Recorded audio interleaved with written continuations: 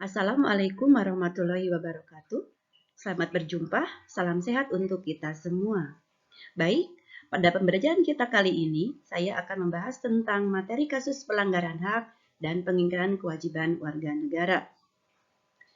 Sebagai warga negara yang baik, tentunya warga negara yang bisa menyeimbangkan antara hak dan pelaksanaan kewajiban dengan sebaik-baiknya. Baik, pada pembelajaran kita kali ini saya akan memaparkan tentang apa saja faktor penyebab terjadinya kasus pelanggaran hak dan pengingkaran kewajiban warga negara beserta penanganannya.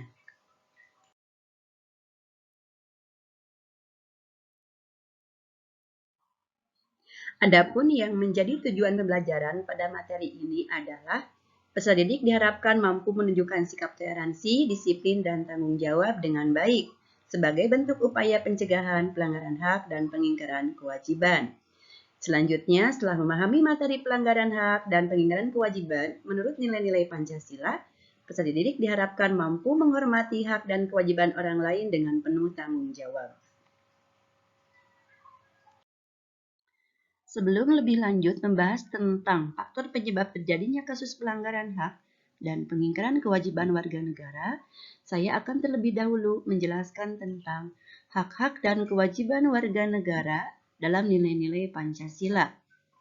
Sebagaimana kita ketahui, nilai-nilai dasar Pancasila dikategorikan menjadi 3 nilai.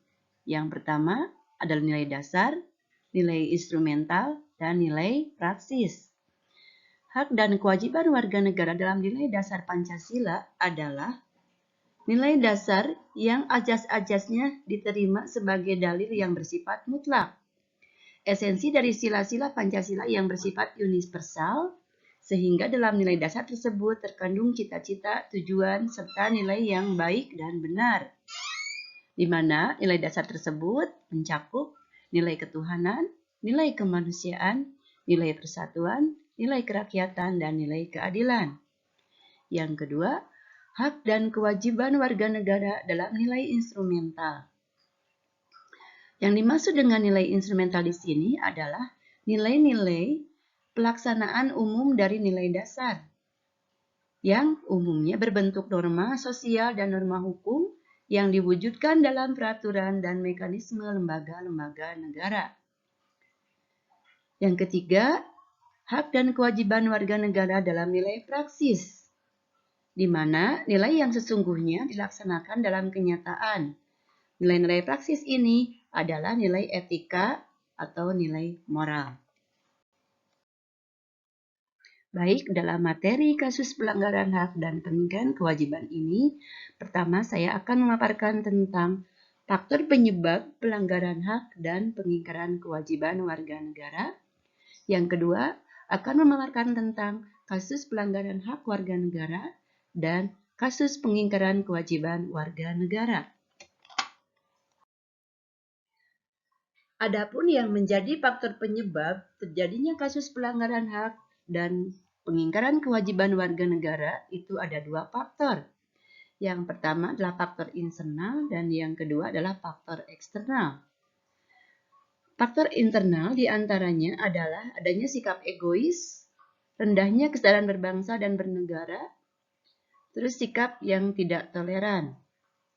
Sedangkan faktor eksternalnya adalah ketidaktegasan aparat penegak hukum, adanya kesempatan, minimnya sosialisasi peraturan dari pemerintah, penyalahgunaan kekuasaan, terjadinya krisis moral dan karakter bangsa, aparat hukum yang bertindak sewenang-wenang, kesalahan dalam mengimplementasikan norma-norma dan perintah hukum, serta penyalahgunaan teknologi.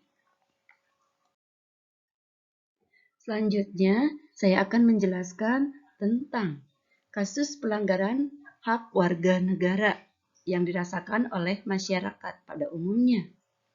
Yang pertama, pendidikan tidak merata, munculnya ketidakadilan hukum, menciptakan kegaduhan di perpustakaan, tidak mendapatkan kesempatan memilih, banyak anak di bawah umur yang harus mencari penghasilan, tingginya angka pengangguran dan pelanggaran hak cipta.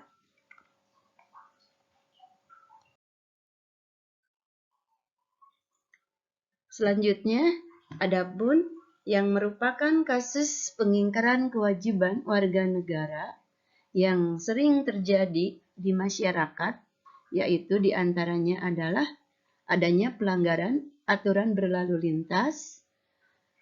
Yang kedua, menghindari tugas menjaga keamanan lingkungan, ketidaktaatan membayar pajak tepat waktu, dan terjadinya unjuk rasa berakhir ricuh.